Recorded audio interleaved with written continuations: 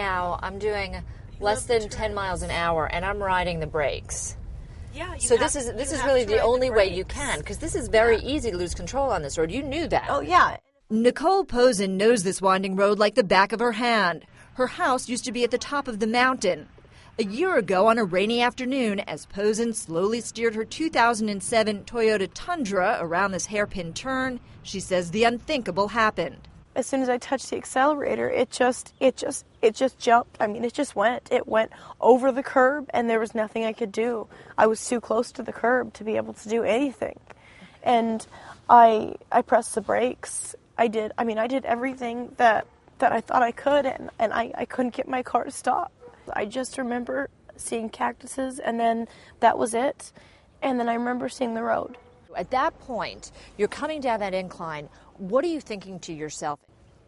Am I going to die? I was thinking, am I going to survive this? What's going to happen? Am I going to die? Posen believes what happened to her is what's happened to many other drivers who say their Toyota vehicle accelerated without warning. Toyota says these incidents are rare and generally do not occur suddenly. You're going from 50 to 60 miles in a vehicle that's pretty much out of control to sort of a dead stop. Yeah. This tree. It just stopped. I mean, it just stopped. When the police came, what did you tell them? I told them. They asked me what happened. I told them the truck. I told them exactly what happened up there, and I told them the truck just kept going. I said it just kept going, and that's what I kept saying. Did the police believe you? No. They thought that I was drunk or on drugs. The police report says Posen was not drunk. Missing, however, is Posen's account of her Toyota truck accelerating wildly. Why didn't they put it in? I have no idea. And I was surprised when I looked at, well, I wasn't really surprised, but I was when I looked and it said opinion. It said driver.